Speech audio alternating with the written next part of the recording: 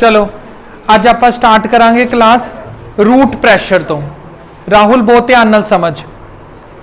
It is a pressure developed in the roots due to the inward movement of the water which help in pushing the sap of a plant upward through the stem.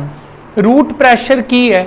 जदों roots काफ़ी सारा water नूं absorb कर लैंदियां ने, इधर ध्यान दे, जदों रूट्स काफ़ी सारे वाटर नूं एब्जॉर्ब कर लैंदियां ने तो एक प्रैशर डिवेलप हो जाता है जिस दे कारण वाटर अगले पासे वाल मूवमेंट करना शुरू कर दिंदा है। जो चीज़ उन्होंने बोली है उस टेक्नीक नाल समझो। Which help in pushing the sap of the plant upward through the stem. Sap का मतलब समझते हो ना तुसी सारे, जेड़ा सैल प्लांट सैल दे अंदर वैक्यूल होंदा है, वैक्यूल दे अंदर काफ़ी सारा पानी स्टोर हो जाता है, पता ना तुहानू। रूट प्रैशर ही ऐसी चीज़ है जो सैल सैप नूं अगे पुश करती है स्टेम वाल। चलो अगे पढ़ते हैं। एग्जाम्पल्स नूं जरा ध्यान नाल समझोगे तो तुहानू रूट प्रैशर बहुत ईजिली समझ आ जाएगा, ठीक है क्या नहीं? पढ़। In early morning drops of the water along with the leaf margins certain plants such as tomatoes, grass and banana is due to the excessive root pressure। देख ध्यान नाल समझ, इत्थे वो की दसन की कोशिश कर रहा है। कहंदा कुछ प्लांट्स ने शक्तिमान जिवें कि टमैटोज, बनैना ते ग्रास। कहंदा सवेरे सवेरे अगर तुसी देखोगे ना, इन्हां दे कहनी मार्जिनस दे उपर तुहानू छोटे छोटे वाटर ड्रॉपलेट्स दिखणगे। ये छोटे छोटे वाटर ड्रॉपलेट्स क्यों दिख रहे ने, इहदे बारे मैं दसन लग्या तुहानू। ये इस कारण दिख रहे ने क्योंकि ना ऐसे प्लांट्स के अंदर रूट प्रैशर ज्यादा हो जाता है as compare to the transpiration. पानी खिंच ज्यादा रहे ने, ट्रांसपीरेट हो ही नहीं रहा होंदा, तो उन्होंने ऊपर छोटिया छोटिया ड्रॉपलेट्स दिखन लग जाते हैं, पानी वड्डी वड्डी अमाउंट दे विच बाहर दिखता है। हुण नॉर्मली जेडे अपने घर ट्रीज लगे हुए ने ये भी ट्रांसपीरेट कर रहे हैं। ये जदों ट्रांसपीरेट करते हैं इन्हां दा वाटर कंटेंट सानू पता ही नहीं लगता कित्थे चला गया पानी। समझ गए हो मेरी गल? लेकिन ग्रीन ग्रास हो गया, टमैटोज हो गए, बनैना, इन्हां नूं तुसीं अर्ली मॉर्निंग च देखोगे तो इन्हां दियां लीफ दी टिप दे उपर तुहानूं छोटे छोटे ड्रॉपलेट्स दिखणगे। ग्रास के उपर तो कॉमनली दिख ही जाते हैं, ओस ऊस कुछ नहीं होंदी। वो समझ आया? वो किहदे कारण होंदा है? रूट प्रैशर दे कारण। अगे पढ़ो। Loss of the water cut और injured stem bleeding is due to the root pressure. कहंदा काफ़ी सारा वाटर कई बार लॉस हो जाता है जदों प्लांट के किसी पार्ट से इंजरी हो जाती है या तुसी किते कोई कट लगा देंदे हो, उन्होंने असीं की बोलते हैं? ब्लीडिंग बोलते हैं। Root pressure in seen in cell to cell osmosis in the root tissue। Under this pressure water passes from the living cell of the root into the xylem and rises into the stem up to the leaves। देख क्या नहीं उन्होंने की बोलिया, roots पहला जो water नूं absorb करदियां ने, रूट्स तो वाटर हो जाता है जाइलम वैसल दे अंदर, ठीक है? जाइलम वैसल तो हो जाता है स्टेम्स दे अंदर, स्टेम्स तो जाता लीव्स दे अंदर। तो रूट प्रैशर ही एक ऐसा प्रैशर है जिसने पानी जमीन तो उठा के लीव्स तक पहुंचाया और लीव्स ने ट्रांसपीरेट करके बाहर फेंकता। अगर रूट प्रैशर ना होंदा तो पानी प्लांट दियां रूट्स तो लीव्स तक पहुंच ही ना पांदा। आ गया पूरा समझ? अगे समझते हैं। हुण इनू डैमोस्ट्रेट करने लिए अपने कोल एक एक्टिविटी है, ठीक है? ये एक्टिविटी तुहाडी पेज नंबर 3.9 ते हैगी, इनू तुसी ओपन कर लो। हाँ ज्यादा होंदा है। देखो, टेक अ पोटेड प्लांट, मतलब एक पोट ले लेना शक्तिमान, उहदे विच एक प्लांट लग्या होया तेरे कोल, ठीक है? एक पोट लिता, उहदे विच तेरे कोल एक प्लांट हैगा। प्लांट तू किहड़े लैणे ने, ये अपनी मर्जी नाल कोई भी प्लांट ना ले ली। टमैटो लेना है, ब्रियोफिलम लेना है या बालसम लेना है, इन्हां विचों लेने ने प्लांट।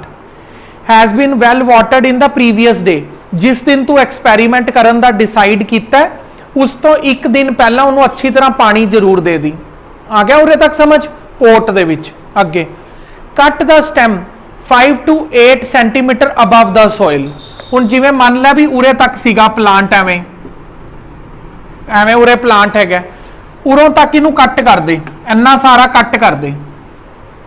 सोयल तो 5 to 8 सेंटीमीटर उपर तक इत्थे तक रख ले बस, ठीक है शक्तिमान। अगे पढ़। Fix the glass tubing into immediately, नाल दी नाल इहदे उपर जिथे तू कट कीता इहदे उपर ग्लास दी ट्यूब लगा देनी है बाय द मीनस ऑफ रबड़ कनैक्शन। रबड़ कनैक्शन की मदद के नाल वो कटी हुई स्टैम के उपर रबड़ ट्यूब लगा देगा। चल अगे पढ़। Connect a manometer, manometer connect कर देना। ऑब्जर्व की करेगा तू थोड़ी देर बाद, water will start coming out from the cut end of the stem and start rising in the glass tube. तुसी थोड़ी देर बाद की देखोगे, जिहड़ी ग्लास ट्यूब लगाई हुई है और इनू तुसी मैनोमीटर दे नाल कनैक्ट किया होया है, तुसी थोड़ी देर बाद तुहानू पता लगेगा इस ग्लास ट्यूब दे अंदर वाटर कंटेंट ऊपर जाना शुरू हो गया। आ गया समझ? ऐसा क्यों हो पा रहा है? Water rises in the connected tube due to the root pressure. Water tube दे विच ऊपर क्यों जा पा रहे? रूट प्रैशर दे कारण जा पा रहे। आ गया पूरा समझ? The rising water rise in the mercury level in the manometer. कहंदा जिवें जिवें इधरले पासे वाटर वधेगा, इनू रबड़ दे दूसरे पासे नू असी मैनोमीटर नाल कनैक्ट किया होया है। मैनोमीटर दे अंदर मरकरी है, पानी अगर ऊपर वध रहा है तो पानी की करेगा? मरकरी दे ऊपर भी प्रैशर लगाएगा, ठीक है। मरकरी दे ऊपर प्रैशर जदों लगेगा, मरकरी भी ऊपर जाना शुरू हो जाएगा। तो इधरों की इथों असी की समझ लांगे हिमांश? रूट दा प्रैशर, रूट कितना प्रैशर लगा रही ने उसके प्रैशर नू मैयर किया जा सकता है मैनोमीटर की मदद दे नाल। आ गया तुहानू समझ? बहुत ही ईजी एक्सपेरीमेंट सीगा। अगर तुहानू कोई डाउट है तुसी पूछ लो, फिर आप अगले टॉपिक ते चलते हैं। चल देख नेक्स्ट आप शुरू करते हैं हिमांश। प्लाज्मोलाइसिस देख, शक्तिमान थोड़ा चंगी तरह समझेगा तभी ये समझ आएगा। Plasmolysis and D plasmolysis. कहनी मैं तेरे तो आज जानते सारे ही क्वेश्चन पूछा सी प्लाज्मोलाइसिस और डी प्लाज्मोलाइसिस की हुंदा है। देखो पहला मैं तुहानू समरी दस देना। एक हुंदा हाइपोटोनिक सोल्यूशन, एक हुंदा हाइपोटोनिक सोल्यूशन। याद है ना तुहानू ये सारा? जदों तुसी प्लांट सैल नू किसी ऐसे मीडियम च रख दो जिस मीडियम च वाटर कंटेंट ना प्रेजेंट होए, उन्होंने बोलते हैं हाइपरटोनिक सोल्यूशन। तो उस कंडीशन दे विच प्लांट की करता है? एक्सोस्मोसिस कर दिंदा है। याद है तुहानू सारा? एक्सोस्मोसिस कंडीशन दे विच प्लांट सैल की करता है? मन्नत श्रिंक हो जाता है। याद है? उन्होंने असी बोलते हैं प्लाज्मोलाइसिस। आ गया समझिया? असी पिया पहले तो ही, बस टर्म नवी आई है। चलो फ्लैसिड समझिया तुसी? फ्लैसिड भी इहदे अंदर ही आएगा। जो जो आप समझिया ना सारा क्लब कर देंगे। बस हिमांश से दिव्यम ध्यान नाल समझो। Shrinkage of the cytoplasm of the plant cell from the cell wall under the influence of hypertonic solution is called plasmolysis. Tarun मैं जो चीज दसन लग्या ना ऊपर मुंह करके देखना है, और कहनी तू भी। ये सब तो पहला तुहानू पता है प्लांट सैल दे विच सब तो बाहर वाले पासे सैल वॉल हुंदी है, फिर सैल मैंबरेन आंदी है, और फिर साइटोप्लाज्म आंदा है, फिर न्यूक्लियस आंदा है उहदे अंदर। जदों प्लांट सैल कहनी श्रिंक कर रहा होंदा है, तो श्रिंक करन दा मतलब ये नहीं हुंदा भी एवें छोटा जा हो जाएगा। श्रिंक करन ते की हुंदा है? देखो पहला अगर ओरिजिनली एवें आओ, पहला अगर ओरिजिनली एवें है, सैल वॉल तो अपनी जगह ते ही रहेगी, इस सैल का कंटेंट श्रिंक होके एवें उरे आ जाएगा। मतलब बाहरला स्ट्रक्चर के अंदर कोई फर्क नहीं पैंदा, सिर्फ ये वाला पार्ट श्रिंक हो जाता है। इनू ही आप डिटेल च पढ़ रहे हैं हुण बस, ठीक है। जरा ध्यान नाल रीडिंग कर राहुल तू भी। The cell in the state is called flaccid, the condition is called flaccidity. इनू तो आप फ्लैसिडिटी पहला तो ही कल तो पढ़ चुके हैं, ठीक है। अगे पढ़ते हैं। कहता है टर्जिडिटी का बिल्कुल की है शक्तिमान? रिवर्स है, ओपोजिट है। टर्जिडिटी च तो फुल जाता है, फ्लैसिडिटी च छोटा हो जाता है, कॉन्ट्रैक्ट हो गया। मन्नत आ रहा है समझ? अगे पढ़ते हैं। When a plant cell is kept in hypertonic solution, Shaktiman सारिਆਂ ਨੂੰ दसेगा हाइपरटोनिक की हुंदा है। हाइपरटोनिक हुंदा है जिदे अंदर सल्यूट की क्वांटिटी ज्यादा होए और सोलवेंट की क्वांटिटी मिनिमम होए, उस कंडीशन दे विच प्लांट दे विच प्लांट दा सैल जिहड़ा हुंदा उहदे अंदर पानी नहीं हुंदा, की हुंदा सर कम होता है। हाँ, प्लांट सैल दे अंदर पानी मिनिमम हुंदा है, बाहर मीडियम दे विच आ देखो मैं ड्रॉ करके दिखांदा तुहानू, बाहर सल्यूशन हैगा तां है लेकिन उहदे अंदर सल्यूट ज्यादा ने, सल्यूट दी क्वांटिटी ज्यादा है, सॉल्वेंट दी क्वांटिटी मिनिमम है, ਤਾਂ ਕੀ ਹੋਏਗਾ ਸੈੱਲ ਦੇ ਅੰਦਰੋਂ ਦੀ ਵਾਟਰ ਬਾਹਰ ਆ ਜਾਏਗਾ ਔਰ ਸੈੱਲ ਕੀ ਕਰ ਜਾਏਗਾ, ਸ਼ਰਿੰਕ ਕਰ ਜਾਏਗਾ। ਹੁਣ ਤਾਂ ਆ ਗਿਆ ਨਾ ਤੁਹਾਨੂੰ ਸਮਝ। It get concentrated in the centre towards the one side, ਤੁਸੀਂ ਦੇਖ ਰਹੇ ਹੋ ਨਾ ਸੈੱਲ ਦਾ ਕੰਟੈਂਟ ਇੱਕ ਸਾਈਡ ਦੇ ਉੱਪਰ ਆ ਕੇ ਇਕੱਠਾ ਹੋ ਗਿਆ। ਸੈਂਟਰਲ ਵੈਕਿਊਲ ਡਿਮਿਨਿਸ਼, ਵੈਕਿਊਲ ਤਾਂ ਖਤਮ ਹੀ ਹੋ ਜਾਏਗਾ ਕਿਉਂਕਿ ਵੈਕਿਊਲ ਦੇ ਅੰਦਰ ਅਗਰ ਤਰੁਣ ਤੂੰ ਯਾਦ ਕਰੇ ਉਹਦੇ ਅੰਦਰ ਪਾਣੀ ਭਰਿਆ ਹੁੰਦਾ, ਉਹਨੂੰ ਸੈੱਲ ਸੈਪ ਬੋਲਦੇ ਆ। ਵੈਕਿਊਲ ਤਾਂ ਖਤਮ ਹੀ ਹੋ ਜਾਏਗਾ। हाँ, ਜਦੋਂ ਵੈਕਿਊਲ ਦੇ ਅੰਦਰ ਪਾਣੀ ਭਰ ਦਿੰਦੇ ਆ ਨਾ ਉਹਨੂੰ ਸੈਲ ਸੈਪ ਬੋਲਦੇ ਆ, ਵੈਸੇ ਵੈਕਿਊਲ ਹੀ ਹੁੰਦਾ।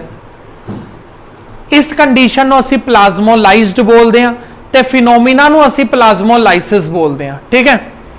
The process of plasmolysis occur because of exosmosis।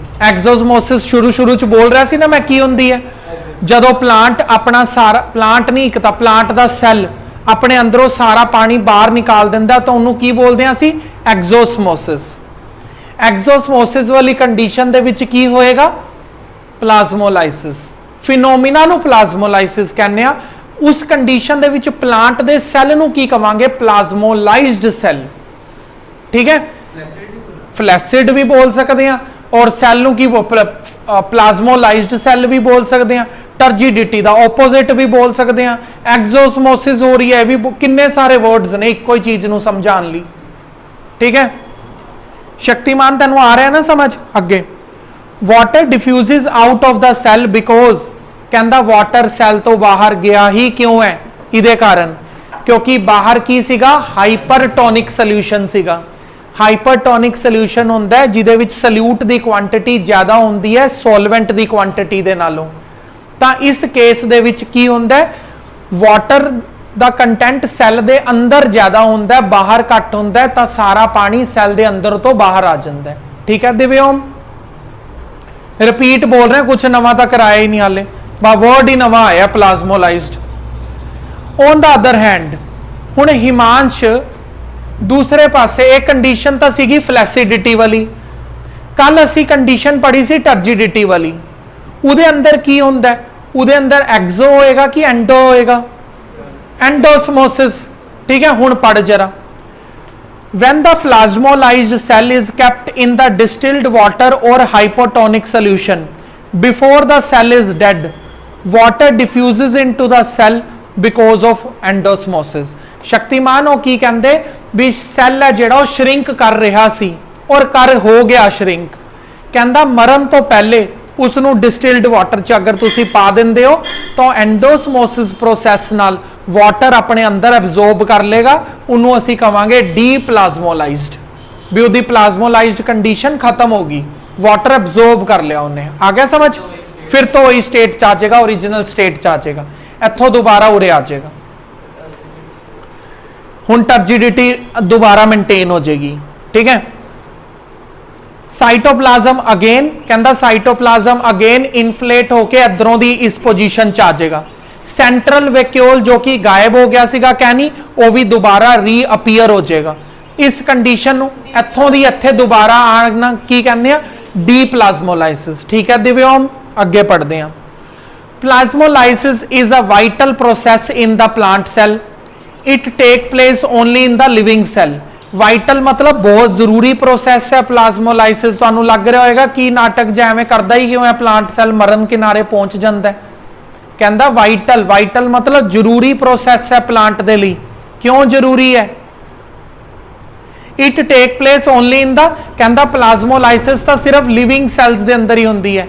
जेडे सैल्स प्लाज्मोलाइसिस नहीं करते इसका मतलब वो डेड है। It cannot take place as a cell membrane loses. कहता इत्थों तक कि हिमांश अगर सैल मैंब्रेन अपनी सैमी परमेबिलिटी भी खो दे तो भी प्लाज्मोलाइसिस कंडीशन नहीं फॉलो कर पाता। आ गया समझ।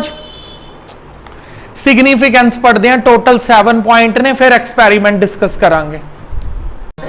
हुण आपां करांगे सिग्निफिकेंस ऑफ प्लाज्मोलाइसिस। देखो, high concentration of sugar in jam, jelly, drink protect them from decay by the bacteria, fungi due to the plasmolysis. Hypertonic nature of such food plasmolysis the cell of bacteria and fungi.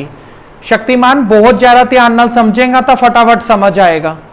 देखो, कहते भी जेडे बाजार दे विच जैलीज, jam मिलते हैं, उन्हां दे अंदर sugar का जिहड़ा कंटेंट हुंदा है वो बहुत ज़्यादा रखा जाता है। बहुत ज़्यादा शुगर का कंटेंट इसलिए रखा जाता है ताकि वो सारा का सारा मीडियम हाइपरटोनिक बन जाए। अगर कोई बैक्टीरिया आंदा भी है साडे जैम नूं खाण वास्ते, तो बैक्टीरिया का सैल है जिहड़ा उहदे अंदर वाटर कंटेंट घट है, वो वाटर कंटेंट हैगा बैक्टीरिया दे कोल, पर साडा जैम है जिहड़ा उहदे अंदर तो शुगर ही शुगर भरी हुई है, उहदे अंदर वाटर कंटेंट तो बिल्कुल भी नहीं है। तो सारा का सारा जिहड़ा उहदा सैल है बैक्टीरिया का, वो श्रिंक होकर एक टाइम ऐसा आएगा मर जाएगा। समझ आ गया? इसलिए जैम और जैलीज के अंदर और कोल्ड ड्रिंक्स के अंदर ज्यादा तो ज्यादा शुगर नूं ऐड किया जाता है। ते मैं होर भी तुहानूं दसदा, जिहड़ा अचार असीं डालदे हां घर, उहदे विच नमक दे पूरे पूरे 2-2 पैकेट पा दिंदे आपां, टेस्ट वास्ते नहीं पांदे। ठीक है, अचार दे विच हमेशा नमक ज्यादा पांदे हां असीं, टेस्ट तो भी ज्यादा। और इस कारण करके पांदे हां ताकि वो सारा दा सारा मीडियम की बन जाए, हाइपरटोनिक बन जाए। कोई बाहरों की फंजाई बैक्टीरिया अटैक करन जदों आएगा अचार दे विच, तो उसकी बॉडी के अंदर वाटर हैगा, पर मीडियम के अंदर वाटर होएगा ही नहीं। मीडियम च तो सारा सॉल्ट ही सॉल्ट भरिया पिया, तो वह सैल है जिहड़ा श्रिंक होकर उत्थे ही मर जाएगा। वो साडे अचार और जैलीज या जैम नूं खराब नहीं कर पाएगा। कौन डैड होंदे हैं? बैक्टीरिया जिंदा होंदे हैं, पर वो फंजाई उन्होंने आके खराब कर देंदी है। बैक्टीरिया के अटैक के कारण वो चीज़ां फूड आइटम्स खराब हो जांदियां ने, उन्हां दे कारण ही फूड पॉइजनिंग होंदी है। नहीं नहीं, उहदी प्लांट्स की गल अलग है। आपां वो समझ रहे हैं ना भी अचार दे विच जां जैम के अंदर शुगर कंटेंट क्यों ज़्यादा पाया जाता है, बैक्टीरिया नूं मारन दे लई। इत्थे प्लांट की गल नहीं कर रहे आपां। हाँ, बैक्टीरिया के नाल ही फूड पॉइजनिंग होंदी है। जेडे फूड असी देख, मैं तुहानूं कहनी नूं एक एग्जाम्पल समझा रहे हैं, तुसीं भी समझो। सिल सुल कुछ नहीं होंदा। ये देखो, हुण मैं तुहानूं एक लाइव एग्जाम्पल दे के दसदा, तुसीं भी जरूर मतलब एक्सपीरियंस किया होएगा। कई बार तुसीं रेस्टोरेंट्स दे विच जाओ, उत्थे ना स्पैशली एवें एक वाइट बोर्ड के उपर लिखिया होंदा है, ये साडा की कहंदे स्पैशल, अज दा स्पैशल है, ये अज दी स्पैशल फूड आइटम है, और इहदे उपर तुहानूं अज स्पैशल डिस्काउंट भी दिता जाऊगा। एक्सपीरियंस करना तुसीं जे नहीं किया होया, वो चीज़ नूं जदों तुसीं ऑर्डर करोगे, वो चीज़ वाकई बहुत ज़्यादा वधिया होएगी। जो उहदे उपर लिखिया होंदा है शेफ स्पैशलिस्ट, ठीक है, इहदे उपर हैवी डिस्काउंट दिते जा रहे हैं, और ये बहुत ज़्यादा वधिया भी हैगी है। अज दे लई एक खास मौके ते तैयार की गई है, कोई तैयार त्यूर नहीं की होंदी। वो की हुंदा है, ਉਹ ना कल बनाई होंगी है वो चीज़, ठीक है। वो चीज देखो इत्थे रिप्लेस कर दे इधर, देख हुण की होंदा राहुल, वो चीज़ नूं एक दिन पहला बनाया होंदा, एक दिन पहला बनाया होंदा, और उहदे उपर बैक्टीरिया अटैक कर दिंदा। कुछ बैक्टीरिया ऐसे होंदे ने, कहनी सामने देख, कुछ बैक्टीरिया ऐसे होंदे ने जिहड़े फूड आइटम्स का टेस्ट इंप्रूव कर दिंदे ने। आ गया समझ? तू चुप करके बैठ नहीं सकता, मैं चंड टिक लगानी है, दंद टिक के बाहर गिरनगे तेरे। अजीनो मोटो, टिक के बैठ। दोबारा देखो, कुछ फूड आइटम्स ऐसिया होंदियां ने जिन्हां दे विच बैक्टीरिया जदों अटैक कर जांदा है, तो बैक्टीरिया अटैक करन ते की हुंदा, फूड का जिहड़ा टेस्ट है वो इंप्रूव हो जाता है। समझ आया? तो फूड का टेस्ट जदों इंप्रूव हो जाता है, लेकिन एक स्टेज ऐसी आएगी, होर बैक्टीरिया आएंगे, वो फिर इंप्रूव नहीं होएगा, वो फिर की कहते फूड नूं पॉइजन करना शुरू कर देगा। आ गया समझ? हुण अगर किसी दी बॉडी नूं ओह प्रिजर्वड फूड सही नहीं डाइजैसट हो पा रहा, तो उहदे च होएगी फूड पॉइजनिंग। आ गया समझ? तां जेड़ा वो लिखिया हुंदा ना, दिस इज शेफ स्पैशलिस्ट, जाए अज दा स्पैशल है, वो की हुंदा कल दा बचिया होया हुंदा, ਉਹ ਖਰਾਬ ਹੋ ਰਿਹਾ ਹੁੰਦਾ, ਉਹਨੂੰ ਅਗਰ ਇੱਕ ਹੋਰ दिन बचा लिया तो ਉਹਦੇ ਉੱਪਰ ਹੋਰ बैक्टीरिया आ जाएंगे, होर बैक्टीरिया आएंगे तो होर डैमेज होएगा। हिमांश समझ आया? ठीक है, हुण तैनूं समझ आ गया विच एवं टंग अड़ाई जा रहे अपनी। समझ हुण सैकेंड पॉइंट देखो, high concentration of salt and, ये मैं दसता हमेशा अचार दे विच नमक नूं ज्यादा क्यों पा के रखा जाता है कहनी, ताकि अचार दे पूरे मीडियम नूं हाइपरटोनिक बना दिता जाए। जिन्ना वो ज्यादा हाइपरटोनिक होएगा उन्ना बैक्टीरिया नूं मारन वास्ते चाहिदा होएगा। ठीक है, बैक्टीरिया जाएगा, बैक्टीरिया का सारा पानी बाहर आ जाएगा, वो बैक्टीरिया श्रिंक हो जाएगा और खत्म बैक्टीरिया।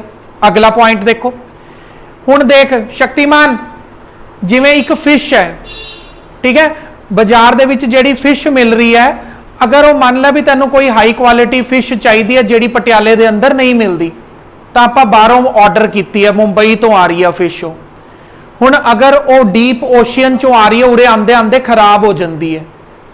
ठीक है, वो उरे आंदे आंदे खराब हो जाएगी, जा तो उन्होंने जिंदा पैकेट च पा के लैके आओ, ठीक है, उरे आके सीधा किचन च ही खोलो उन्होंने। हुण जा की हो सकता है, जे तुसीं की कहंदे उन्होंने फिश नूं पटियाले लैके आना बहुत दूर तो, कन्याकुमारी तो पटियाले लैके आना, एवें तो खराब हो जाएगी रस्ते च।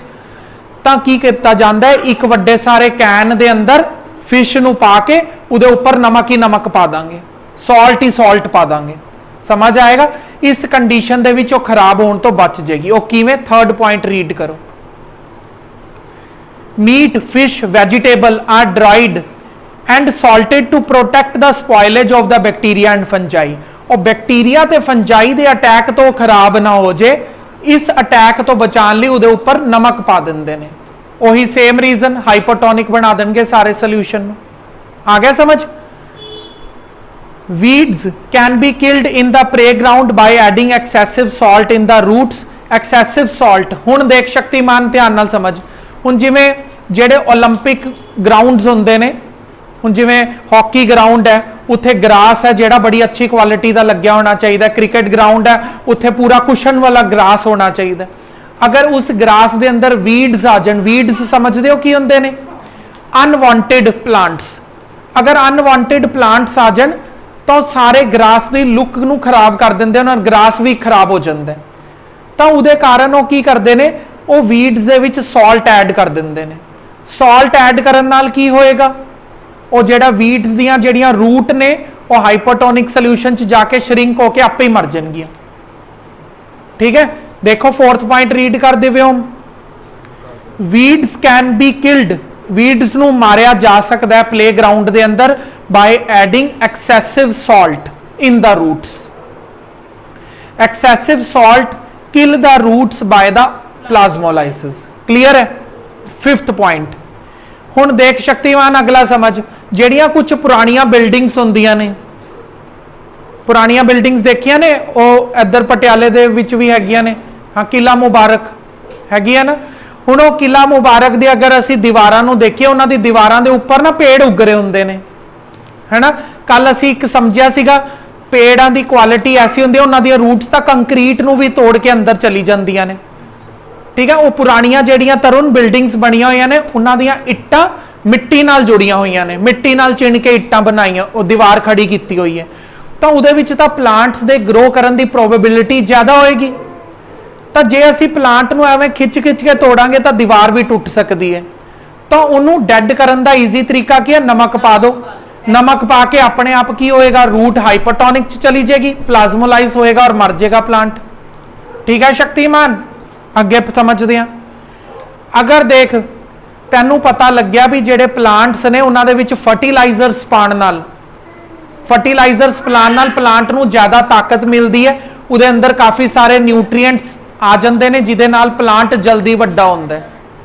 तू लालच कर लिया, चलो जी ज़्यादा फर्टिलाइजर पा दिंने आ, जल्दी वड्डा होएगा। ज़्यादा फर्टिलाइजर प्लांट विच पाण नाल plant they which salt content वध जांदा है, हाइपरटोनिक हो गया, फिर तो मर जाएगा। आ गया समझ? ज्यादा फर्टिलाइजर पान नाल भी की होएगा, हाइपरटोनिक कंडीशन च आ जाएगा प्लांट, फिर तो डेड हो गया। कोई गल नहीं समझ आई तो पूछ लो। आया? ठीक है। लास्ट पॉइंट दिव्या, मैं तेरे तो सारे सुनांगा, ਜਿਹੜੇ ਅਜੀਨੋਮੋਟੋ ਆ ਰਹੇ ਨੇ ਨਾ, ਇਹ ਸਾਰੇ ਥੱਪੜ ਖਾਣਗੇ ਤੇਰੇ। ਦੇਖੋ ਉਹੀ ਲੱਗਿਆ ਹੋਇਆ, ਬਸ मैं समझा रहा प्लाज्मोलाइसिस अपना लग्या होया। देखो plasmolysis is used to remove the blood sucking leech from the victim. देख एक बारिश के सीजन दे विच कहनी बाहर लीच घूम रही होंदियां ने ना, ठीक है, वो लीच दे उपर अगर नमक पा दो वो लीच बेचारी मर जाती है। क्यों मर जाती है? वही सेम प्लाज्मोलाइसिस कर गई बेचारी, ठीक है। जिवें तू उहदे उपर नमक पाएगा बाहर हो जाएगा ना हाइपोटोनिक, वो सारा वाटर बाहर निकालेगी, श्रिंक होके मर जाएगी। अर्थवॉर्म नाल शायद ना हो पाए, लीच नाल पक्का हो जाता। हुण जिवें सपोज तेरी बॉडी ते लीच चिमड़ गई, वो खून चूसदी रहती है, ठीक है। अगर तू उन्होंने खिंचण की कोशिश करेगा, स्किन ही खिंच देगी बाहर पूरा, ठीक है, पूरी स्किन बाहर आ जाएगी, दंद एवं पा देंदी है अंदर, तो उहदे नाल बड़ा दर्द होएगा। अगर तू उन्होंने खिंचण की कोशिश करेगा निकलेगी नहीं वो बाहर। तो उन्होंने निकालन का ईजी तरीका की है, जिथे भी चिपकी हुई है उपर नमक पा दो, अपने आप ही छोड़ देगी, मर ही जाएगी, फिर उन्होंने आराम नाल डिटैच कर सकते हैं। समझ आ गया? जदों भी चिपके लीच तो हमेशा की करना चाहिए? नमक पाना चाहिए, उन्होंने निकालन की कोशिश नहीं करनी चाहिए। होंदियां ने इधर बारिश पैण तो बाद साडे रैंप ते किन्नियां घूम रही होंदियां ने, कल मैं स्ट्रीक भेज दांगा तुहानूं सब नूं, ठीक है। चलो फिर आपां एक होर चीज़ दे बारे डिस्कस करते हैं।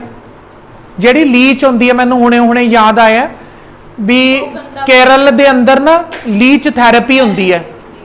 लीच थैरेपी होंदी है, उत्थे की हुंदा भी अगर बॉडी दे अंदर ब्लड दी कोई रिलेटिड डिसीज़ है, तुहानूं ब्लड रिलेटिड डिसीज़ है, वो तुहाडी बॉडी दे उपर 10-15 लीच छड्ड दिंदे ने। वो लीच की करदियां ने, फिर खून चूसदियां ने। वो लीच स्पैशली वधिया बायोजेनेसिस नाल बनाईयां गईयां लीच ने, ਇਹ ਵਾਲੀਆਂ ਨਹੀਂ ਆ ਜਿਹੜੀਆਂ ਆਪਣੀ ਸੜਕਾਂ ਤੇ ਘੁੰਮਦੀ ਰਹਿੰਦੀਆਂ ਨੇ। ਉਹਨਾਂ ਦੇ ਵਿੱਚ ਜੈਨੇਟਿਕਲੀ ਵੇਰੀਏਸ਼ਨਸ ਕਰ ਕਰਕੇ ਉਹ ਲੀਚ ਬਣਾਈਆਂ ਗਈਆਂ ਨੇ। ਉਹ ਲੀਚ ਕੀ ਕਰਦੀਆਂ ਨੇ, ਤੁਹਾਡੀ ਬਾਡੀ ਦੇ ਅੰਦਰ ਜਿੰਨਾ ਇੰਪਿਓਰ ਬਲੱਡ ਹੈ, ਡਿਸੀਜ਼ ਕ੍ਰੀਏਟਡ ਬਲੱਡ ਹੈ, ਉਹ ਸਿਰਫ ਉਹ ਪੀ ਜਾਂਦੀਆਂ ਨੇ ਤੇ ਤੁਹਾਡੀ ਬਾਡੀ 'ਚ ਬਚਦਾ ਸਿਰਫ ਪਿਓਰ ਬਲੱਡ, ਠੀਕ ਹੈ ਸ਼ਕਤੀਮਾਨ। ਤਾਂ ਐਵੇਂ ਤੂੰ ਲੀਚ ਥੈਰੇਪੀ ਕਰਵਾ ਕੇ ਆਪਣੀ ਬਾਡੀ ਦੇ ਬਲੱਡ ਰਿਲੇਟਡ ਬਿਮਾਰੀਆਂ ਤੋਂ ਛੁਟਕਾਰਾ ਪਾ ਸਕਦਾ। ਅਗਰ ਨਹੀਂ ਵੀ ਹੈਗੀ, ਇੱਧਰ ਦੇਖ, जरूरी थोड़ा भी उत्थे जेड़ अगर तू जाएगा ना उधर, सिर्फ केरल च होंदियां ने ऐसियां लीच। अगर तू जाएगा उत्थे हर कोई करा रहा होंदा है, इहदा मतलब हर कोई बीमार थोड़ी ना हैगा। सानू कुछ नहीं पता हैगा भी साडे ब्लड च कोई डिसीज़ पनप रही होए, हाले उन्हें बाहर अपने सिम्पटम दिखाने शुरू ना कीते होण, हाले डिसीज़ बहुत ही छोटी जी स्टेज ते हैगी है, कल नूं बहुत वड्डी हो जाएगी। क्योंकि असीं किहड़ा सेंसर ला रखे ने अपनी बॉडी ते भी जिहड़े दसदे ने भी ब्लड च डिसीज़ डिटेक्ट होई आ, चलो हॉस्पिटल। तां आपां लीच थैरेपी अगर कराने आ, तां अगर तुहाडे ब्लड दे अंदर कोई डिसीज़ ना होई, वो ब्लड सक ही नहीं करेगी, मतलब जाएगी एवं उतर जाएगी। अगर डिसीज़ होएगी सिर्फ उही वाला ब्लड पींदी है, वैसे पींदी ही नहीं है वो ब्लड, ठीक है। हुण जदों तू जाएगा तो करवा ली, ठीक है।